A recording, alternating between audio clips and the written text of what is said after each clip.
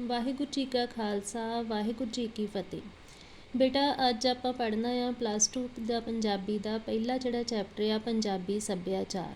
ਸੱਭਿਆਚਾਰ ਕੀ ਹੁੰਦਾ ਆ, ਸਭ ਤੋਂ ਪਹਿਲਾਂ ਆਪਾਂ ਇਹਦੇ ਬਾਰੇ ਵੇਖਾਂਗੇ। ਸੱਭਿਆਚਾਰ ਦੀ ਪਰਿਭਾਸ਼ਾ ਕੀ ਆ ਕਿ ਸੱਭਿਆਚਾਰ ਕਿਸੇ ਖਾਸ ਖਿੱਤੇ ਜਾਂ ਕੌਮ ਦੀ ਸਮੁੱਚੀ ਜੀਵਨ ਜਾਚ ਹੁੰਦੀ ਹੈ। ਜੀਵਨ ਜਾਚ ਜਿਹੜਾ ਵਾ ਉਹਦੇ ਵਿੱਚ ਬਹੁਤ ਸਾਰੇ ਪੱਖ ਆ ਜਾਂਦੇ ਆ। ਕਿਹੜੇ ਪੱਖ ਆਉਂਦੇ ਆ ਕਿ ਜਿਸ ਵੀ ਖਿੱਤੇ ਮਤਲਬ ਕਿ ਖੇਤਰ ਜਾਂ ਕੌਮ ਦੀ ਜਿਹੜੀ ਆਪਾਂ ਜੀਵਨ ਜਾਚ ਦੀ ਗੱਲ ਕਰਦੇ ਹਾਂ, ਉਹਦੇ ਵਿੱਚ ਉਸ ਇਲਾਕੇ ਵਿੱਚ ਵਸਦੇ ਜਿਹੜੇ ਵੱਖ-ਵੱਖ ਜਾਤਾਂ ਧਰਮਾਂ ਦੇ ਲੋਕ ਹੁੰਦੇ ਆ, ਉਹਨਾਂ ਦੇ ਵਿਚਾਰ, ਉਹਨਾਂ ਦੀਆਂ ਮਨ ਮਨੌਤਾਂ, ਰਹਿਣ ਸਹਿਣ, ਕਦਰਾਂ ਕੀਮਤਾਂ, ਖਾਣ ਪੀਣ ਸੰਬੰਧੀ ਆਦਤਾਂ, ਰੀਤੀ ਰਿਵਾਜ, ਪਹਿਰਾਵਾ, ਬੋਲੀ ਅਤੇ ਤਿੱਥ ਤਿਉਹਾਰ ਜਿਹੜੀਆਂ ਚੀਜ਼ਾਂ ਵਾ ਉਹ ਸ਼ਾਮਿਲ ਹੁੰਦੀਆਂ। ਸੋ ਕਹਿਣ ਤੋਂ ਭਾਵ ਕਿ ਸੱਭਿਆਚਾਰ ਦੇ ਵਿੱਚ ਉਸ ਖੇਤਰ ਵਿੱਚ ਵਸਦੇ ਲੋਕਾਂ ਦੇ ਜਿਹੜੇ ਰਹਿਣ ਸਹਿਣ, ਬੋਲੀ, ਖਾਣ ਪੀਣ, ਰੀਤੀ ਰਿਵਾਜ, ਕਦਰਾਂ ਕੀਮਤਾਂ, ਤਿੱਥ ਤਿਉਹਾਰ, ਪਹਿਰਾਵਾ, ਇਹ ਸਾਰਾ ਕੁਝ ਸ਼ਾਮਿਲ ਹੁੰਦਾ। ਲੇਖਕ ਕੀ ਕਹਿੰਦਾ ਕਿ ਜੇ ਓਪਰੀ ਨਜ਼ਰੇ ਵੇਖੀਏ ਤਾਂ ਸੱਭਿਆਚਾਰ ਦੀ ਪ੍ਰਕਿਰਤੀ ਜਿਹੜੀ ਆ ਉਹ ਸਧਾਰਨ ਜਾਪਦੀ ਹੈ। ਭਾਵ ਕਿ ਜਦੋਂ ਅਸੀਂ ਸੱਭਿਆਚਾਰ ਸ਼ਬਦ ਨੂੰ ਬੋਲਦੇ ਹਾਂ ਤਾਂ ਸਾਨੂੰ ਲੱਗਦਾ ਕਿ ਇੱਕ ਬੜਾ ਸਿੰਪਲ ਜਿਹਾ ਜਿਹੜਾ ਵਾ ਕੋਈ ਫਿਨੋਮੀਨਾ ਹੈ। ਪਰ ਜਦੋਂ ਅਸੀਂ ਇਹਦਾ ਅਧਿਐਨ ਕਰਦੇ ਹਾਂ, ਪੂਰੇ ਚੰਗੇ ਤਰੀਕੇ ਦੇ ਨਾਲ ਇਹਨੂੰ ਸਟੱਡੀ ਕਰਦੇ ਹਾਂ, ਅਤੇ ਫਿਰ ਸਾਨੂੰ ਕੀ ਮਹਿਸੂਸ ਹੁੰਦਾ ਕਿ ਆਪਣੇ ਆਪ ਵਿੱਚ ਇਹ ਇੱਕ ਜਟਿਲ ਵਰਤਾਰਾ ਹੈ। ਜਟਿਲ ਦਾ ਮਤਲਬ ਕੰਪਲੀਕੇਟਡ ਆ, ਕੰਪਲੈਕਸ ਆ, ਬਹੁਤ ਸੌਖਾ ਨਹੀਂ ਹੈ। ਸੋ ਕਹਿਣ ਦਾ ਭਾਵ ਕਿ ਜਦੋਂ ਅਸੀਂ ਇਹਨੂੰ ਸਧਾਰਨ ਨਜ਼ਰ ਦੇ ਨਾਲ ਦੇਖਦੇ ਹਾਂ ਅਤੇ ਸਾਨੂੰ ਲੱਗਦਾ ਕਿ ਸੱਭਿਆਚਾਰ ਕੋਈ ਸੌਖੀ ਜਿਹੀ ਜਿਹੜਾ ਵਾ ਵਰਤਾਰਾ ਆ ਜਾਂ ਕੋਈ ਸੌਖੀ ਜਿਹੀ ਚੀਜ਼ ਆ। ਪਰ ਜਦੋਂ ਸੱਭਿਆਚਾਰ ਦੀ ਅੰਦਰੂਨੀ ਜਿਹੜੀ ਉਹ ਸਟੱਡੀ ਕੀਤੀ ਜਾਂਦੀ ਆ ਅਤੇ ਸਾਨੂੰ ਇਹ ਮਹਿਸੂਸ ਹੁੰਦਾ ਕਿ ਸੱਭਿਆਚਾਰ ਜਿਹੜਾ ਵਾ ਇੱਕ ਜਟਿਲ ਵਰਤਾਰਾ ਆ, ਜਟਿਲ ਫਿਨੋਮੀਨਾ ਹੈ। ਸੱਭਿਆਚਾਰ ਦੀ ਪਰਿਭਾਸ਼ਾ ਅਤੇ ਇਹਦਾ ਸਰੂਪ, ਇਹਦੀ ਨੇਚਰ ਕਿਹੋ ਜਿਹੀ ਹੈ। ਸੱਭਿਆਚਾਰ ਸ਼ਬਦ ਜਿਹੜਾ ਵਾ ਉਹ ਦੋ ਸ਼ਬਦਾਂ ਦੇ ਮੇਲ ਤੋਂ ਬਣਿਆ ਆ। ਇੱਕ ਹੈਗਾ ਸੱਭਿਆ, ਦੂਸਰਾ ਹੈਗਾ ਆਚਾਰ। ਠੀਕ ਆ। ਸੱਭਿਆ ਦਾ ਸ਼ਾਬਦਿਕ ਅਰਥ ਹੁੰਦਾ ਨਿਯਮਬੱਧਤਾ। ਮਤਲਬ ਜਿਹੜਾ ਸੱਭਿਆ ਸ਼ਬਦ ਆ, ਜੇ ਉਹਦੇ ਸ਼ਬਦਾਂ ਦਾ ਅਰਥ ਕੀਤਾ ਜਾਵੇ ਅਤੇ ਉਹਦਾ ਅਰਥ ਬਣਦਾ ਆ ਨਿਯਮਾਂ ਵਿੱਚ ਬੱਝੀ ਹੋਈ ਕੋਈ ਵੀ ਚੀਜ਼। ਜਦੋਂ ਕਿ ਆਚਾਰ ਦਾ ਅਰਥ ਆ ਆਚਰਣ। ਆਚਰਣ ਸਾਰਿਆਂ ਨੂੰ ਹੀ ਪਤਾ ਆ, ਕਿਰਦਾਰ, ਕਰੈਕਟਰ। ਠੀਕ।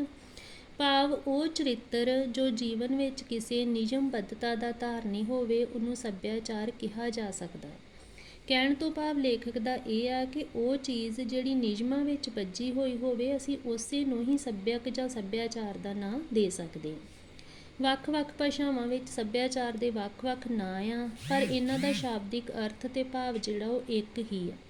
ਮਤਲਬ ਨਾਮ ਭਾਵੇਂ ਵੱਖ-ਵੱਖ ਭਾਸ਼ਾਵਾਂ 'ਚ ਵੱਖਰੇ ਹੋਣ, ਪਰ ਸਾਰਿਆਂ ਦਾ ਅਲਟੀਮੇਟਲੀ ਜਿਹੜਾ ਅਰਥ ਆ ਉਹ ਇੱਕ ਹੀ ਨਿਕਲਦਾ ਹੈ। ਨਿਯਮਬੱਧਤਾ ਵਿੱਚ ਵਿਅਕਤੀ ਵਿਸ਼ੇਸ਼ ਵੱਲੋਂ ਚੰਗੀ ਜੀਵਨ ਜਾਚ ਲਈ ਅਪਣਾਏ ਗਏ ਨਿਯਮਬੱਧ ਅਸੂਲ ਹੁੰਦੇ ਆ, ਜਿਨ੍ਹਾਂ ਨੂੰ ਸਾਰੇ ਲੋਕ, ਜਿਨ੍ਹਾਂ ਵਿੱਚ ਸਮੂਹ, ਗੁੱਟ, ਜੁੱਟ ਜਿਹੜੇ ਹੁੰਦੇ ਉਹ ਪ੍ਰਵਾਨ ਕਰਦੇ। ਇੱਥੋਂ ਤੱਕ ਲੇਖਕ ਦੇ ਕਹਿਣ ਦਾ ਮਤਲਬ ਆ ਕਿ ਜਿਹੜਾ ਸੱਭਿਆਚਾਰ ਆ ਨਾ, ਉਹ ਨਿਯਮਾਂ ਵਿੱਚ ਬੱਝਾ ਹੋਇਆ ਹੁੰਦਾ, ਅਤੇ ਜਿਸ ਖੇਤਰ ਦਾ, ਜਿਸ ਧਰਮ ਦਾ, ਜਿਸ ਕੌਮ ਦਾ ਉਹ ਸੱਭਿਆਚਾਰ ਹੁੰਦਾ ਆ, ਉਸ ਧਰਮ ਖੇਤਰ ਦੇ ਲੋਕ ਜਿਹੜੇ ਆ ਉਹ ਨਿਯਮਾਂ ਵਿੱਚ ਬੱਝੀ ਹੋਈ ਚੀਜ਼ ਨੂੰ ਜਿਹੜਾ ਪ੍ਰਵਾਨ ਕਰਦੇ ਆ। ਕੋਈ ਵੀ ਕੁਰੀਤੀ ਜਾਂ ਬੇਨਿਯਮੀ ਕਿਸੇ ਵੀ ਸੱਭਿਆਚਾਰ ਦਾ ਅੰਗ ਨਹੀਂ ਬਣ ਸਕਦੀ ਜਾਂ ਸਰਬ ਪ੍ਰਵਾਨਿਤ ਨਹੀਂ ਹੋ ਸਕਦੀ। ਭਾਵ ਕਿ ਜੇ ਸਮਾਜ ਦੇ ਵਿੱਚ ਕੋਈ ਕੁਰੀਤੀ ਆ, ਕੋਈ ਬੇਨਿਯਮੀ ਆ, ਬੇਕਾਇਦਗੀ ਆ, ਉਹਨਾਂ ਨੂੰ ਕੋਈ ਵੀ ਸਮਾਜ ਜਿਹੜਾ ਵਾ ਉਹ ਪ੍ਰਵਾਨ ਨਹੀਂ ਕਰਦਾ। ਸਮਾਜ ਇਸ ਨੂੰ ਕੁਰੀਤੀ ਜਾਂ ਬੇਨਿਯਮੀ ਨੂੰ ਪ੍ਰਵਾਨ ਨਹੀਂ ਕਰਦਾ, ਅਤੇ ਸੱਭਿਆਚਾਰ ਸਿਰਫ ਸਮਾਜ ਵਿੱਚ ਰਹਿੰਦਿਆਂ ਹੋਇਆਂ ਹੀ ਗ੍ਰਹਿਣ ਕੀਤਾ ਜਾ ਸਕਦਾ ਹੈ। ਸੋ ਇਸੇ ਹੀ ਆਧਾਰ 'ਤੇ ਮਨੁੱਖ ਨੂੰ ਸਮਾਜਿਕ ਪ੍ਰਾਣੀ ਜਿਹੜਾ ਉਹ ਕਿਹਾ ਜਾਂਦਾ ਆ, ਕਿਉਂਕਿ ਉਹ ਸਮਾਜ ਵਿੱਚ ਰਹਿੰਦਾ ਆ ਅਤੇ ਸਮਾਜ ਦੁਆਰਾ ਬਣਾਏ ਗਏ ਜਿਹੜੇ ਅਸੂਲ ਹੁੰਦੇ ਆ ਉਹਨਾਂ ਨੂੰ ਉਹ ਪ੍ਰਵਾਨ ਕਰਦਾ ਹੈ। ਸੱਭਿਆਚਾਰ ਸ਼ਬਦ ਲਈ ਹਿੰਦੀ ਭਾਸ਼ਾ 'ਚ ਸੰਸਕ੍ਰਿਤੀ ਸ਼ਬਦ ਦੀ ਵਰਤੋਂ ਕੀਤੀ ਜਾਂਦੀ ਹੈ। ਉਸ ਤੋਂ ਬਾਅਦ ਅੰਗਰੇਜ਼ੀ ਭਾਸ਼ਾ ਦੇ ਵਿੱਚ ਕਲਚਰ ਸ਼ਬਦ ਵਰਤਿਆ ਜਾਂਦਾ। ਕਲਚਰ ਸ਼ਬਦ ਲੈਟਿਨ ਭਾਸ਼ਾ ਦਾ ਸ਼ਬਦ ਆ ਅਤੇ ਇਹਦਾ ਅਰਥ ਹੁੰਦਾ ਟੂ ਕਲਟੀਵੇਟ ਲੈਂਡ, ਭਾਵ ਕਿ ਭੂਮੀ ਦੀ ਬਿਜਾਈ, ਅਰਥਾਤ ਉਹ ਪ੍ਰਕਿਰਿਆ ਜਿਸ ਰਾਹੀਂ ਮਨੁੱਖ ਆਪਣੇ ਆਪ ਨੂੰ ਵਾਤਾਵਰਣ ਅਨੁਸਾਰ ਢਾਲਦਾ ਹੈ। ਮਤਲਬ ਇੱਥੇ ਸਿਰਫ ਲੇਖਕ ਨੇ ਜਿਹੜਾ ਵਾ ਵੱਖ-ਵੱਖ ਭਾਸ਼ਾਵਾਂ ਦੇ ਵਿੱਚ ਵੱਖਰੇ ਅਰਥ ਦੱਸੇ। ਹਰੇਕ ਭਾਸ਼ਾ 'ਚ ਸੱਭਿਆਚਾਰ ਲਈ ਵੱਖ-ਵੱਖ ਸ਼ਬਦ ਵਰਤੇ ਜਾਂਦੇ ਆ, ਪਰ ਅਲਟੀਮੇਟਲੀ ਉਹਨਾਂ ਦਾ ਭਾਵ ਅਰਥ ਜਿਹੜਾ ਉਹ ਇੱਕ ਹੀ ਹੁੰਦਾ ਹੈ। ਉਸ ਤੋਂ ਬਾਅਦ ਬੇਟਾ ਅਸੀਂ ਪੜ੍ਹਦੇ ਹਾਂ ਕਿ ਪੰਜਾਬੀ ਸੱਭਿਆਚਾਰ ਦਾ ਇਤਿਹਾਸਿਕ ਪਿਛੋਕੜ ਕੀ ਹੈ ਅਤੇ ਇਹਦੀ ਵਰਗ ਵੰਡ ਜਿਹੜੀ ਉਹ ਕਿਹੜੇ ਤਰੀਕੇ ਦੇ ਨਾਲ ਕੀਤੀ ਗਈ। ਭਾਵ ਕਿ ਪੰਜਾਬੀ ਸੱਭਿਆਚਾਰ ਕਦੋਂ ਹੋਂਦ ਵਿੱਚ ਆਇਆ। ਭਾਰਤ ਅਨੇਕਤਾ ਵਿੱਚ ਏਕਤਾ ਵਾਲਾ ਦੇਸ਼ ਆ। ਭਾਰਤ ਇੱਕ ਇਹੋ ਜਿਹਾ ਦੇਸ਼ ਆ ਜਿੱਥੇ ਵੱਖ-ਵੱਖ ਸੱਭਿਆਚਾਰ ਜਿਹੜੇ ਸਾਨੂੰ ਦਿਖਾਈ ਦਿੰਦੇ ਆ। ਇੱਥੇ ਵੱਖ-ਵੱਖ ਰਾਜਾਂ ਦੀਆਂ ਆਪੋ ਆਪਣੀਆਂ ਭਾਸ਼ਾਵਾਂ ਆ, ਬੋਲੀਆਂ ਆ, ਰਹਿਣ ਸਹਿਣ ਆ, ਖਾਣ ਪੀਣ ਆ, ਪਹਿਰਾਵਾ ਆ। ਸੋ ਇਹ ਸਾਰੀਆਂ ਚੀਜ਼ਾਂ ਜਿਹੜੀਆਂ ਇੱਕ ਦੂਜੇ ਨਾਲ ਨਹੀਂ ਮਿਲਦੀਆਂ, ਕਾਫੀ ਜ਼ਿਆਦਾ ਭਿੰਨਤਾ ਜਾਂ ਵੱਖਰਤਾ ਜਿਹੜੀ ਉਹ ਮੌਜੂਦ ਆ। ਇਸ ਅਨੇਕਤਾ ਵਿੱਚ ਉਪ ਸੱਭਿਆਚਾਰਕ ਵਿਲੱਖਣਤਾਵਾਂ ਦੇ ਬਾਵਜੂਦ ਵੀ ਭਾਰਤੀ ਸੱਭਿਆਚਾਰ ਦੀ ਏਕਤਾ ਕਾਇਮ ਹੈ। ਲੇਖਕ ਦੇ ਕਹਿਣ ਦਾ ਮਤਲਬ ਆ ਕਿ ਬੇਸ਼ੱਕ ਸਾਰੇ ਰਾਜ ਜਿਹੜੇ ਆ ਉਹਨਾਂ ਦੇ ਵਿੱਚ ਭਿੰਨਤਾ ਪਾਈ ਜਾਂਦੀ ਆ, ਪਰ ਫਿਰ ਵੀ ਇਹਨਾਂ ਸਾਰਿਆਂ ਦਾ ਇੱਕ ਜਿਹੜਾ ਕਾਮਨ ਸੱਭਿਆਚਾਰ ਉਹ ਭਾਰਤੀ ਸੱਭਿਆਚਾਰ ਆ, ਕਿਉਂਕਿ ਇਹਨਾਂ ਦੇ ਵਿੱਚ ਆਪਸੀ ਏਕਤਾ ਜਿਹੜੀ ਉਹ ਮੌਜੂਦ ਆ। ਉਪ ਸੱਭਿਆਚਾਰ ਅਸਲ ਵਿੱਚ ਸੱਭਿਆਚਾਰ ਦਾ ਹੀ ਹਿੱਸਾ ਹੁੰਦਾ ਹੈ। ਹੁਣ ਉਪ ਸੱਭਿਆਚਾਰ ਕਿਹਾ ਜਾਂਦਾ ਆ ਜਿਵੇਂ ਭਾਰਤ ਦੇਸ਼ ਆ। ਭਾਰਤ ਦੇਸ਼ ਦੇ ਜਿਹੜੇ ਵੱਖ-ਵੱਖ ਰਾਜ ਆ, ਉਹਨਾਂ ਰਾਜਾਂ ਦਾ ਜਿਹੜਾ ਆਪੋ ਆਪਣਾ ਸੱਭਿਆਚਾਰ ਆ ਉਹਨੂੰ ਹੀ ਉਪ ਸੱਭਿਆਚਾਰ ਕਹਿ ਲੈਂਦੇ ਆ। ਕੀ ਕਿਹਾ ਲੇਖਕ ਨੇ ਕਿ ਫਰਕ ਇੰਨਾ ਆ ਕਿ ਜਿੱਥੇ ਸੱਭਿਆਚਾਰ ਦਾ ਸੰਬੰਧ ਕਿਸੇ ਜਨ ਸਮੂਹ ਜਾਂ ਸਮਾਜ ਨਾਲ ਹੁੰਦਾ ਆ, ਉੱਥੇ ਉਪ ਸੱਭਿਆਚਾਰ ਨੂੰ ਉਪ ਸਮੂਹਾਂ ਜਾਂ ਸਥਾਨਕ ਕਿੱਤਿਆਂ ਨਾਲ ਸੰਬੰਧਿਤ ਕੀਤਾ ਹੁੰਦਾ ਹੈ। ਉਦਾਹਰਨ ਤੇ ਜਦੋਂ ਅਸੀਂ ਉਦਾਹਰਨ ਲੈ ਕੇ ਪੜ੍ਹਾਂਗੇ ਤਾਂ ਉਹ ਸੌਖਾ ਹੋ ਜਾਊਗਾ ਕਿ ਕੀ ਕਹਿਣਾ ਚਾਹਿਆ ਹੈ। ਜਿਵੇਂ ਉਹਨਾਂ ਨੇ ਕਿਹਾ ਕਿ ਭਾਰਤੀ ਸੱਭਿਆਚਾਰ ਦੇ ਸੰਦਰਭ ਵਿੱਚ ਵੇਖਿਆ ਜਾਵੇ, ਬੰਗਾਲੀ, ਪੰਜਾਬੀ, ਗੁਜਰਾਤੀ, ਮਰਾਠੀ ਇਹ ਸਾਰੇ ਜਿਹੜੇ ਇਹਦੇ ਉਪ ਸੱਭਿਆਚਾਰ ਆ। ਫਿਰ ਇਹੀ ਉਪ ਸੱਭਿਆਚਾਰ ਜਦੋਂ ਆਪੋ ਆਪਣੇ ਖਿੱਤਿਆਂ ਵਿਚਲੇ ਜਨ ਸਮੂਹਾਂ ਦੇ ਵਿੱਚ ਚਲੇ ਜਾਂਦੇ ਆ ਤੇ ਉਹ ਮੂਲ ਸੱਭਿਆਚਾਰ ਹੋ ਜਾਂਦੇ ਆ। ਹੋਰ ਸੌਖੀ ਤਰ੍ਹਾਂ ਸਮਝਣ ਲਈ ਕੀ ਕਿਹਾ ਕਿ ਜਿੱਥੇ ਪੰਜਾਬ ਰਾਜ ਦਾ ਆਪਣਾ ਪੰਜਾਬੀ ਸੱਭਿਆਚਾਰ ਹੈ, ਉੱਥੇ ਇਸ ਦੇ ਵੱਖ-ਵੱਖ ਭੂਗੋਲਿਕ ਖਿੱਤੇ ਆ ਜਿਹੜੇ ਮਾਝਾ, ਮਾਲਵਾ, ਦੁਆਬਾ, ਪੁਆਧ, ਇਹਨਾਂ ਦੇ ਜਿਹੜੇ ਆਪੋ ਆਪਣੇ ਵੱਖਰੇ-ਵੱਖਰੇ ਸੱਭਿਆਚਾਰ। ਸੋ ਕਿਹਾ ਜਾ ਸਕਦਾ ਕਿ ਸਮਾਜ ਵਿੱਚ ਵਿਚਰਦਿਆਂ ਵੱਖ-ਵੱਖ ਜਾਤਾਂ, ਕਿੱਤਿਆਂ, ਜ਼ੁਬਾਨਾਂ, ਧਰਮਾਂ ਆਦਿ ਨਾਲ ਸੰਬੰਧ ਰੱਖਣ ਵਾਲੇ ਸਮੂਹਾਂ ਜਾਂ ਵਰਗਾਂ ਦੇ ਆਧਾਰ 'ਤੇ ਅਪਣਾਏ ਜੀਵਨ ਢੰਗ ਜਿਹੜੇ ਉਹ ਉਪ ਸੱਭਿਆਚਾਰ ਅਖਵਾਉਂਦੇ ਆ। ਹੋਰ ਸੌਖੇ ਤਰੀਕੇ ਦੇ ਨਾਲ ਸਮਝਣ ਲਈ ਇੱਕ ਹੋਰ ਉਦਾਹਰਨ ਲੈਂਦੇ ਹਾਂ। ਮੰਨ ਲਓ ਕਿ ਆ ਜਿਹੜਾ ਆ ਭਾਰਤ ਆ, ਪੂਰੇ ਭਾਰਤ ਦਾ ਜਿਹੜਾ ਵਾ ਇੱਕ ਸੱਭਿਆਚਾਰ ਆ, ਠੀਕ ਆ। ਹੁਣ ਭਾਰਤ ਦੇ ਵਿੱਚ ਜਿਹੜੇ ਆ ਵੱਖ-ਵੱਖ ਤਰ੍ਹਾਂ ਦੇ ਰਾਜ ਆ। ਇਹਨਾਂ ਰਾਜਾਂ ਦਾ ਜਿਹੜਾ ਵਾ ਉਹ ਆਪਣਾ ਸੱਭਿਆਚਾਰ ਆ। ਫੋਰ ਐਗਜ਼ਾਮਪਲ ਕਿ ਭਾਰਤ ਦਾ ਰਾਜ ਆ ਪੰਜਾਬ, ਠੀਕ ਆ। ਹੁਣ ਭਾਰਤ ਜਿਹੜਾ ਵਾ ਉਹਦਾ ਸੱਭਿਆਚਾਰ ਆ ਆਪਣਾ, ਜਿਹੜਾ ਪੰਜਾਬ ਆ ਉਹਦਾ ਪੰਜਾਬੀ ਸੱਭਿਆਚਾਰ ਆ। ਜੇ ਆਪਾਂ ਪੂਰੇ ਭਾਰਤ ਦੇਸ਼ ਦੀ ਗੱਲ ਕਰਾਂਗੇ ਤਾਂ ਭਾਰਤ ਦਾ ਜਿਹੜਾ ਸੱਭਿਆਚਾਰ ਉਹ ਮੂਲ ਸੱਭਿਆਚਾਰ ਹੋ ਜਾਊਗਾ। ਫਿਰ ਭਾਰਤ ਦੇ ਮੂਲ ਸੱਭਿਆਚਾਰ ਦਾ ਅੱਗੋਂ ਉਪ ਸੱਭਿਆਚਾਰ ਜਿਹੜਾ ਉਹ ਪੰਜਾਬੀ ਹੋ ਜਾਊਗਾ, ਠੀਕ ਆ। ਫਿਰ ਪੰਜਾਬ ਦੇ ਵੱਖ-ਵੱਖ ਖਿੱਤੇ ਲਵਾਂਗੇ ਜਿਵੇਂ ਮਾਝਾ ਆ, ਮਾਲਵਾ ਆ, ਦੁਆਬਾ ਆ। ਹੁਣ ਪੰਜਾਬ ਦੇ ਜਦੋਂ ਖਿੱਤੇ ਲਵਾਂਗੇ ਜਾਂ ਖੇਤਰ ਲਵਾਂਗੇ ਤੇ ਇਹਨਾਂ ਜਿਹੜਾ ਖੇਤਰਾਂ ਦਾ ਸੱਭਿਆਚਾਰ ਆ ਉਹ ਉਪ ਸੱਭਿਆਚਾਰ ਬਣ ਜਾਊਗਾ ਤੇ ਪੰਜਾਬੀ ਸੱਭਿਆਚਾਰ ਜਿਹੜਾ ਵਾ ਇਹਨਾਂ ਖੇਤਰਾਂ ਦਾ ਮੂਲ ਸੱਭਿਆਚਾਰ ਬਣ ਜਾਊਗਾ, ਠੀਕ ਆ। ਫਿਰ ਅੱਗੋਂ ਇਹਨਾਂ ਖੇਤਰਾਂ ਦੇ ਵਿੱਚ ਵਸਣ ਵਾਲੇ ਵੱਖ-ਵੱਖ ਲੋਕਾਂ, ਜਾਤਾਂ, ਧਰਮਾਂ, ਇਹਨਾਂ ਸਾਰਿਆਂ ਦਾ ਫਿਰ ਤੋਂ ਅੱਗੋਂ ਉਪ ਸੱਭਿਆਚਾਰ ਹੁੰਦਾ।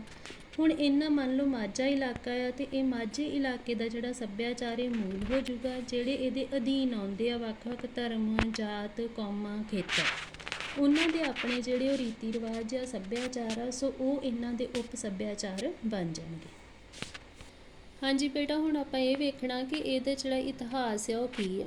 ਸੱਭਿਆਚਾਰ ਦੀ ਧਾਰਾ ਆਰੀਆ ਜਾਤੀ ਦੇ ਇਤਿਹਾਸ ਨਾਲ ਪ੍ਰਮੁੱਖ ਰੂਪ ਵਿੱਚ ਜੁੜੀ ਹੋਈ ਹੈ। ਮਤਲਬ ਜਿਹੜਾ ਭਾਰਤ ਦਾ ਸੱਭਿਆਚਾਰ ਆ ਜਾਂ ਪੰਜਾਬੀ ਸੱਭਿਆਚਾਰ ਨਾਲ ਇਹ ਜੁੜਿਆ ਕਿਹਦੇ ਨਾਲ ਆ? ਮੁੱਖ ਰੂਪ ਵਿੱਚ ਆਰੀਆ ਜਾਤੀ ਦੇ ਨਾਲ। ਵੈਦਿਕ ਸੱਭਿਆਚਾਰ ਦਾ ਜਿਹੜਾ ਮਹਾਨ ਗ੍ਰੰਥ ਹੀਗਾ ਤੇ ਭਾਰਤੀ ਸੱਭਿਆਚਾਰ ਦਾ ਉਹ ਮਹਾਨ ਸੋਮਾ ਮੰਨਿਆ ਜਾਂਦਾ ਹੈ। ਉਸ ਗ੍ਰੰਥ ਦਾ ਨਾਂ ਹੀ ਰਿਗਵੇਦ। ਇਹ ਪੰਜਾਬ ਦੇ ਦਰਿਆਵਾਂ ਦੇ ਕੰਢਿਆਂ ਉੱਤੇ ਰਚਿਆ ਗਿਆ। ਮਤਲਬ ਕਿ ਜਿਹੜਾ ਭਾਰਤੀ ਸੱਭਿਆਚਾਰ ਆ ਉਹਦਾ ਧੁਰਾ ਮੰਨਿਆ ਜਾਂਦਾ ਆ ਪੰਜਾਬੀ ਸੱਭਿਆਚਾਰ ਨੂੰ। ਕਿਉਂ ਪੰਜਾਬੀ ਸੱਭਿਆਚਾਰ ਨੂੰ ਧੁਰਾ ਮੰਨਿਆ ਜਾਂਦਾ? ਕਿਉਂਕਿ ਜਿਹੜੀ ਆਰੀਆ ਲੋਕ ਹੀਗੇ ਜਾਂ ਆਰੀਆ ਜਾਤੀ ਹੀਗੀ ਇਹ ਸਭ ਤੋਂ ਪਹਿਲਾਂ ਪੰਜਾਬ ਦੇ ਰਾਹੀਂ ਭਾਰਤ ਦੇ ਵਿੱਚ ਦਾਖਲ ਹੋਈ ਸੀ। ਸੋ ਇਹਨਾਂ ਨੇ ਪੰਜਾਬ ਦੀ ਧਰਤੀ ਦੇ ਉੱਤੇ, ਠੀਕ ਆ, ਰਿਗਵੇਦ ਦੀ ਰਚਨਾ ਕੀਤੀ ਜਿਹੜਾ ਕਿ ਇੱਕ ਮਹਾਨ ਗ੍ਰੰਥ ਮੰਨਿਆ ਜਾਂਦਾ ਤੇ ਉਸ ਸਮੇਂ ਦੇ ਸੱਭਿਆਚਾਰ ਦਾ ਇੱਕ ਮਹਾਨ ਸਰੋਤ ਮੰਨਿਆ ਜਾਂਦਾ ਹੈ। ਇਸ ਲਈ ਇੱਥੋਂ ਦਾ ਭੂਗੋਲ, ਇਤਿਹਾਸ, ਰਾਜਨੀਤੀ ਤੇ ਆਰਥਿਕਤਾ ਜਿਹੜੀ ਉਹ ਵਿਸ਼ੇਸ਼ ਧਿਆਨ ਦੀ ਮੰਗ ਕਰਦੇ। ਭਾਵ ਕਿ ਪੰਜਾਬੀ ਸੱਭਿਆਚਾਰ ਜਿਹੜਾ ਉਹ ਭਾਰਤੀ ਸੱਭਿਆਚਾਰ ਦਾ ਪਹਿਲਾ ਪੜਾਅ ਆ। ਇਸ ਕਰਕੇ ਸਭ ਤੋਂ ਪਹਿਲਾਂ ਜਿਹੜਾ ਉਹ ਪੰਜਾਬ ਦੀ ਸਥਿਤੀ ਨੂੰ ਵੇਖਣਾ ਪਊਗਾ। ਪੰਜਾਬ ਨਾ ਸਿਰਫ ਹਿੰਦੁਸਤਾਨ ਦਾ ਪ੍ਰਵੇਸ਼ ਦੁਆਰ ਹੀ ਰਿਹਾ ਆ, ਸਗੋਂ ਹਿੰਦੁਸਤਾਨ ਦੇ ਨਾਮਕਰਨ ਵਿੱਚ ਵੀ ਇਹਨੇ ਜਿਹੜਾ ਵਾ ਭੂਮਿਕਾ ਨਿਭਾਈ ਹੈ। ਰਿਗਵੈਦਿਕ ਕਾਲ ਵਿੱਚ, ਰਿਗਵੈਦਿਕ ਕਾਲ ਕਿਹਾ ਜਾਂਦਾ ਆ ਆਰੀਆ ਜਿਹੜੇ ਲੋਕ ਸੀਗੇ ਜਦੋਂ ਉਹ ਭਾਰਤ ਦੇ ਵਿੱਚ ਆ ਕੇ ਵਸੇ ਤੇ ਉਹਨਾਂ ਦਾ ਜਿਹੜਾ ਟਾਈਮ ਪੀਰੀਅਡ ਹੈ। ਰਿਗਵੈਦਿਕ ਕਾਲ ਵਿੱਚ ਪੰਜਾਬ 7 ਦਰਿਆਵਾਂ ਦੀ ਧਰਤੀ ਸੀ। ਉਸ ਸਮੇਂ ਪੰਜਾਬ ਨੂੰ 7 ਦਰਿਆਵਾਂ ਦੀ ਧਰਤੀ ਹੋਣ ਕਰਕੇ ਸਪਤ ਸਿੰਧੂ ਦੇ ਨਾਂ ਨਾਲ ਬੁਲਾਇਆ ਜਾਂਦਾ ਹੈ। ਫਿਰ ਸਮਾਂ ਬੀਤਣ ਦੇ ਨਾਲ ਮਹਾਂਭਾਰਤ ਯੁੱਗ ਆਇਆ। ਮਹਾਂਭਾਰਤ ਦੇ ਸਮੇਂ ਦੇ ਵਿੱਚ ਪੰਜਾਬ ਨੂੰ ਪੰਚ ਨਦ ਭਾਵ ਕਿ 5 ਦਰਿਆਵਾਂ ਦੀ ਧਰਤੀ ਜਿਹੜੀ ਉਹ ਕਿਹਾ ਜਾਣ ਲੱਗਾ, ਕਿਉਂਕਿ 5 ਦਰਿਆਵਾਂ ਤੱਕ ਉਹ ਸਿਮਟ ਗਈ। ਮੁਸਲਮਾਨ ਫਿਰ ਭਾਰਤ ਦੇ ਵਿੱਚ ਆਏ। ਫਿਰ ਉਹਨਾਂ ਨੇ ਆਪਣੀ ਭਾਸ਼ਾ ਜਿਹੜੀ ਫਾਰਸੀ ਸੀਗੀ ਉਹਦੇ ਅਨੁਸਾਰ ਜਿਹੜਾ ਪੰਚ ਨਦ ਸੀਗਾ, ਹਿੰਦੀ ਭਾਸ਼ਾ ਸੰਸਕ੍ਰਿਤ ਦਾ ਸ਼ਬਦ, ਉਹਨੂੰ ਆਪਣੀ ਭਾਸ਼ਾ ਵਿੱਚ ਕਨਵਰਟ ਕਰਕੇ ਫਾਰਸੀ ਦੇ ਵਿੱਚ ਇਹਦਾ ਨਾਂ ਜਿਹੜਾ ਪੰਜ ਆਬ ਭਾਵ ਕਿ ਪੰਜਾਬ ਜਿਹੜਾ ਉਹ ਰੱਖ ਦਿੱਤਾ। ਸੋ ਇੱਥੇ ਇਹ ਦੱਸਣਾ ਵੀ ਜ਼ਰੂਰੀ ਆ ਕਿ ਭਾਰਤੀ ਸੱਭਿਆਚਾਰ ਦੀਆਂ ਪ੍ਰਮੁੱਖ ਘਟਨਾਵਾਂ ਵੀ ਪੰਜਾਬ ਵਿੱਚ ਹੀ ਵਾਪਰੀਆਂ। ਇੱਥੋਂ ਤੱਕ ਅਸੀਂ ਜੋ ਵੀ ਪੜ੍ਹਿਆ ਆ ਉਹਦੇ ਵਿੱਚ ਇਹ ਦੱਸਿਆ ਗਿਆ ਕਿ ਜਿਹੜਾ ਭਾਰਤੀ ਸੱਭਿਆਚਾਰ ਆ ਉਹਦਾ ਪਹਿਲਾ ਪੜਾਅ ਪੰਜਾਬ ਆ ਜਾਂ ਪੰਜਾਬੀ ਸੱਭਿਆਚਾਰ ਆ। ਕਿਉਂ ਪੰਜਾਬੀ ਸੱਭਿਆਚਾਰ ਆ? ਕਿਉਂਕਿ ਵੈਦਿਕ ਪੀਰੀਅਡ ਜਿਹੜਾ ਸੀਗਾ ਇੱਥੋਂ ਹੀ ਸਟਾਰਟ ਹੋਇਆ। ਵੈਦਿਕ ਪੀਰੀਅਡ ਦੇ ਵਿੱਚ ਰਿਗਵੇਦ ਦੀ ਰਚਨਾ ਕੀਤੀ ਗਈ। ਉਸ ਸਮੇਂ ਜਿਹੜਾ ਪੰਜਾਬ ਸੀਗਾ ਉਹਨੂੰ ਸਪਤ ਸਿੰਧੂ ਦੇ ਨਾਂ ਨਾਲ ਬੁਲਾਇਆ ਜਾਂਦਾ ਸੀ। ਫਿਰ ਮਹਾਂਭਾਰਤ ਯੁੱਗ ਆਇਆ। ਫਿਰ ਸੰਸਕ੍ਰਿਤ ਭਾਸ਼ਾ ਵਿੱਚ ਇਹਨੂੰ ਪੰਚਨਦ ਕਿਹਾ ਜਾਣ ਲੱਗਾ। ਨੈਕਸਟ ਮੁਸਲਮਾਨ ਭਾਰਤ ਦੇ ਵਿੱਚ ਆਏ ਤੇ ਉਹਨਾਂ ਨੇ ਇਹਦਾ ਨਾਂ ਜਿਹੜਾ ਉਹ ਪੰਜਾਬ ਰੱਖ ਦਿੱਤਾ। ਰਿਗਵੇਦ ਦੇ ਨਾਲ ਫਿਰ ਇੱਕ ਹੋਇਆ ਵਾ ਵਿਦਵਾਨ ਪਾਣਿਨੀ। ਉਹਨੇ ਇੱਕ ਗ੍ਰੰਥ ਦੀ ਰਚਨਾ ਕੀਤੀ ਹੈ ਜਿਹੜਾ ਕਿ ਵਿਆਕਰਨ ਦੇ ਨਾਲ ਸੰਬੰਧਿਤ ਸੀਗਾ। ਉਹ ਵਿਆਕਰਨ ਦਾ ਜਿਹੜਾ ਪਹਿਲਾ ਗ੍ਰੰਥ ਸੀਗਾ ਉਹਦੀ ਰਚਨਾ ਵੀ ਪੰਜਾਬ ਦੀ ਧਰਤੀ 'ਤੇ ਕੀਤੀ ਗਈ। ਤਕਸ਼ਸ਼ਿਲਾ ਇੱਕ ਜਿਹੜੀ ਸੀਗੀ ਮਹਾਨ ਵਿਸ਼ਵ ਵਿਦਿਆਲਿਆ ਜਾਂ ਯੂਨੀਵਰਸਿਟੀ ਸੀ ਜਿਹੜੀ ਕਿ ਉਸ ਸਮੇਂ ਪੰਜਾਬ ਵਿੱਚ ਹੀ ਸਥਾਪਿਤ ਹੋਈ। ਇਸ ਤੋਂ ਇਲਾਵਾ ਰਾਮਾਇਣ, ਭਗਵਦ ਗੀਤਾ, ਸ਼੍ਰੀ ਗੁਰੂ ਗ੍ਰੰਥ ਸਾਹਿਬ ਜੀ, ਇਹ ਸਾਰੇ ਜਿੰਨੇ ਵੀ ਮਹਾਨ ਗ੍ਰੰਥ ਆ ਉਹਨਾਂ ਸਾਰਿਆਂ ਦੀ ਰਚਨਾ ਜਿਹੜੀ ਉਹ ਪੰਜਾਬ ਦੀ ਧਰਤੀ 'ਤੇ ਹੋਈ। ਇਹ ਸਭ ਆਧੁਨਿਕ ਪੰਜਾਬ ਵਿੱਚ ਨਹੀਂ ਰਚੇ ਗਏ। ਮਤਲਬ ਇੱਥੇ ਲੇਖਕ ਨੇ ਜਿਹੜਾ ਉਹ ਜ਼ੋਰ ਦਿੱਤਾ ਇਸ ਗੱਲ 'ਤੇ ਕਿ ਇਹ ਸਾਰੇ ਗ੍ਰੰਥ ਜਿਹੜੇ ਆ, ਜੇ ਅਸੀਂ ਕਹੀਏ ਕਿ ਜਿਹੜਾ ਮੌਜੂਦਾ ਪੰਜਾਬ ਆ ਉਹਦੇ ਵਿੱਚ ਰਚੇ ਗਏ, ਅਜਿਹਾ ਨਹੀਂ ਹੈ। ਬਲਕਿ ਉਹ ਸਮਾਂ ਸੀ ਜਦੋਂ ਪੰਜਾਬ ਦੀਆਂ ਸੱਭਿਆਚਾਰਕ ਅਤੇ ਭੂਗੋਲਿਕ ਸਰਹੱਦਾਂ ਅਜੋਕੇ ਰਾਜਨੀਤਿਕ ਨਕਸ਼ੇ ਵਿਚਲੀਆਂ ਹੱਦਬੰਦੀਆਂ ਤੋਂ ਬਹੁਤ ਜ਼ਿਆਦਾ ਵਿਸ਼ਾਲ ਸੀ। ਭਾਵ ਕਿ ਮੌਜੂਦਾ ਪੰਜਾਬ ਨਾਲੋਂ ਉਸ ਸਮੇਂ ਦਾ ਪੰਜਾਬ ਜਿਹੜਾ ਸੀਗਾ ਉਹ ਭੂਗੋਲਿਕ ਖੇਤਰ ਉਹਦਾ ਜ਼ਿਆਦਾ ਸੀ। ਮੱਧਕਾਲ ਵਿੱਚ ਪੰਜਾਬ ਇਸਲਾਮ ਧਰਮ ਅਤੇ ਇਸਲਾਮਿਕ ਸੰਸਕ੍ਰਿਤੀ ਦਾ ਬਹੁਤ ਵੱਡਾ ਖੇਤਰ ਬਣਿਆ ਰਿਹਾ। ਠੀਕ ਆ। ਉਸ ਸਮੇਂ ਪੰਜਾਬ ਦੀ ਵਸੋਂ ਦਾ ਇੱਕ ਬਹੁਤ ਵੱਡਾ ਹਿੱਸਾ ਇਸਲਾਮ ਧਰਮ ਦੇ ਨਾਲ ਜੁੜ ਗਿਆ। ਇਸਲਾਮ ਧਰਮ ਦੇ ਜਿਹੜੇ ਸੂਫੀ ਸੰਤ ਸੀਗੇ ਉਹਨਾਂ ਨੇ ਪੰਜਾਬੀ ਸੱਭਿਆਚਾਰ ਵਿੱਚ ਭਾਰਤੀ ਅਤੇ ਇਸਲਾਮੀ ਰੰਗ ਦਾ ਸੁਮੇਲ ਸਥਾਪਿਤ ਕੀਤਾ। ਭਗਤੀ ਲਹਿਰ ਜਿਹੜੀ ਚੱਲੀ ਜਿਹਦੇ ਨਾਲ ਸੂਫੀ ਸੰਤਾਂ ਨੇ ਬਹੁਤ ਸਾਰਾ ਜਿਹੜਾ ਸਾਹਿਤ ਸੀਗਾ ਉਹਦੀ ਰਚਨਾ ਕੀਤੀ। ਸਿੱਖ ਗੁਰੂਆਂ ਨੇ ਆਪਣੀ ਮਾਨਵਵਾਦੀ ਸੋਚ ਨਾਲ ਇੱਕ ਨਵੇਂ ਸੱਭਿਆਚਾਰ ਦਾ ਨਿਰਮਾਣ ਕੀਤਾ ਜੋ ਅਜੋਕੇ ਪੰਜਾਬੀ ਸੱਭਿਆਚਾਰ ਦਾ ਧੁਰਾ ਮੰਨਿਆ ਜਾਂਦਾ ਹੈ। ਸੋ ਪੰਜਾਬੀ ਸੱਭਿਆਚਾਰ ਦਾ ਜਦੋਂ ਅਸੀਂ ਇਤਿਹਾਸਿਕ ਸਫ਼ਰ ਵੇਖਦੇ ਹਾਂ ਤੇ ਇਸ ਇਤਿਹਾਸਿਕ ਸਫ਼ਰ ਵਿੱਚੋਂ ਲੰਘਦੇ ਹੋਏ ਅਸੀਂ ਕੀ ਵੇਖਦੇ ਹਾਂ ਕਿ ਪੰਜਾਬ ਪਹਿਲਾਂ 7 ਦਰਿਆਵਾਂ ਦੀ ਧਰਤੀ ਸੀ। 7 ਤੋਂ ਘੱਟ ਕੇ ਉਹ 5 ਦਰਿਆਵਾਂ ਦੀ ਧਰਤੀ ਰਹਿ ਗਈ ਤੇ ਘੱਟਦੇ ਮੌਜੂਦਾ ਸਮੇਂ ਜਿਹੜਾ ਪੰਜਾਬ ਹੈ ਉਹ ਸਿਰਫ 2.5 ਦਰਿਆਵਾਂ ਦੀ ਧਰਤੀ ਤੱਕ ਸੀਮਤ ਹੋ ਕੇ ਰਹਿ ਗਿਆ। ਸਭ ਤੋਂ ਪਹਿਲਾਂ ਇਹਦੀ ਵੰਡ ਹੋਈ 1947 ਦੇ ਵਿੱਚ ਜਿਹੜੀ ਕਿ ਧਰਮ ਦੇ ਆਧਾਰ 'ਤੇ ਹੋਈ ਸੀ।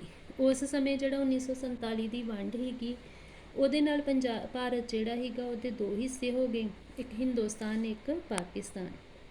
ਪਾਕਿਸਤਾਨ ਵਿਚਲਾ ਪੰਜਾਬ ਜਿਹੜਾ ਸੀਗਾ ਉਹ ਪੱਛਮੀ ਪੰਜਾਬ ਅਖਵਾਉਣ ਲੱਗ ਪਿਆ ਤੇ ਜਿਹੜਾ ਪੂਰਬੀ ਪੰਜਾਬ ਉਹ ਹਿੰਦੁਸਤਾਨ ਵਾਲਾ ਅਖਵਾਉਣ ਲੱਗਾ। ਅਜੇ ਪੰਜਾਬ ਦੇ ਲੋਕ ਇਹਨਾਂ ਸੱਭਿਆਚਾਰਕ ਰਿਸ਼ਤਿਆਂ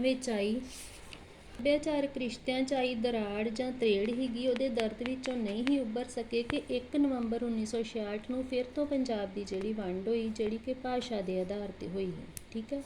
ਇਸ ਵੰਡ ਅਨੁਸਾਰ ਜਿਹੜਾ ਪੰਜਾਬ ਸੀਗਾ ਉਹਨੂੰ ਫਿਰ ਤੋਂ 3 ਹਿੱਸਿਆਂ ਵਿੱਚ ਵੰਡ ਦਿੱਤਾ ਗਿਆ। ਸੋ ਨਤੀਜੇ ਵਜੋਂ ਹਰਿਆਣਾ ਅਤੇ ਹਿਮਾਚਲ ਜਿਹੜਾ ਸੀਗਾ ਉਹ ਪੰਜਾਬ ਦੇ ਵਿੱਚੋਂ ਨਿਕਲ ਗਏ। ਮਤਲਬ ਪੰਜਾਬ ਦੀ ਹੁਣ ਇਤਿਹਾਸਿਕ ਸਫ਼ਰ ਵੇਖੋ ਬੇਟਾ ਕਿ ਸਭ ਤੋਂ ਪਹਿਲਾਂ ਜਦੋਂ ਆਰੀਆ ਲੋਕ ਆਏ ਸੀਗੇ ਉਦੋਂ ਪੰਜਾਬ ਦੀਆਂ ਹੱਦਾਂ ਜਿਹੜੀਆਂ ਬੜੀਆਂ ਵਿਸ਼ਾਲ ਸੀਗੀਆਂ ਤੇ ਇੱਥੇ 7 ਦਰਿਆ ਵਗਦੇ ਸੀ। ਠੀਕ ਆ। 7 ਦਰਿਆਵਾਂ ਤੋਂ ਬਾਅਦ ਮਹਾਂਭਾਰਤ ਯੁੱਗ ਵਿੱਚ ਇੱਥੇ ਜਿਹੜੇ ਸੀਗੇ ਸਿਰਫ 5 ਦਰਿਆ ਵਗਣ ਲੱਗ ਗਏ। ਮੁਸਲਮਾਨਾਂ ਦੇ ਟਾਈਮ ਪੀਰੀਅਡ ਵਿੱਚ ਵੀ ਇੱਥੇ 5 ਹੀ ਦਰਿਆ ਵਗੇ। ਫਿਰ ਅੰਗਰੇਜ਼ ਆਏ। ਅੰਗਰੇਜ਼ਾਂ ਨੇ ਲੰਮਾ ਸਮਾਂ ਭਾਰਤ 'ਤੇ ਰਾਜ ਕੀਤਾ। ਹੁਣ ਜਦੋਂ ਉਹਨਾਂ ਨੇ ਪੰਜਾਬ ਦੇ ਉੱਤੇ ਉਹ ਕਾਬਜ਼ ਹੋਏ ਤੇ ਜਾਂਦੇ ਜਿਹੜਾ ਸੀਗਾ ਉਹਨਾਂ ਨੇ ਇਹਦੀ ਵੰਡ ਕਰ ਦਿੱਤੀ। ਉਸ ਸਮੇਂ ਜਿਹੜਾ ਭਾਰਤ ਵੰਡਿਆ ਗਿਆ ਉਹਦੇ ਵਿੱਚ ਪੰਜਾਬ ਦੇ ਹਿੱਸੇ ਜਿਹੜੇ ਸੀਗੇ ਸਿਰਫ 2.5 ਦਰਿਆ ਆਏ। ਸੋ ਪੰਜਾਬ ਦੀਆਂ ਜਿਹੜੀਆਂ ਰਾਜਨੀਤਿਕ ਹੱਦਾਂ ਸੀਗੀਆਂ ਉਹ ਕਾਫੀ ਜ਼ਿਆਦਾ ਸੁੰਗੜ ਗਈਆਂ। ਫਿਰ ਤੋਂ ਕੀ ਹੋਇਆ ਕਿ ਜਿਹੜੀ 1947 ਦੀ ਵੰਡ ਸੀਗੀ ਉਹੀ ਧਰਮ ਦੇ ਆਧਾਰ 'ਤੇ ਠੀਕ ਆ। ਉਸ ਤੋਂ ਬਾਅਦ ਦੂਸਰੀ ਫਿਰ ਤੋਂ ਵੰਡ ਹੋਈ 1 ਨਵੰਬਰ 1966 ਨੂੰ, ਜਿਹੜੀ ਕਿ ਭਾਸ਼ਾ ਦੇ ਆਧਾਰ 'ਤੇ ਵੰਡ ਸੀ। ਹਿੰਦੀ ਬੋਲਣ ਵਾਲੇ ਰਾਜ ਜਿਹੜੇ ਸੀ ਕਿ ਉਹਨਾਂ ਨੂੰ ਵੱਖਰੇ ਕਰ ਦਿੱਤਾ ਗਿਆ ਪੰਜਾਬ ਵਿੱਚੋਂ। ਹਰਿਆਣਾ ਹਿਮਾਚਲ ਵੱਖ ਹੋ ਗਏ ਅਤੇ ਮੌਜੂਦਾ ਪੰਜਾਬ ਜਿਹੜਾ ਉਹਦੀਆਂ ਸਰਹੱਦਾਂ ਕਾਫੀ ਸੀਮਤ ਰਹਿ ਗਈਆਂ।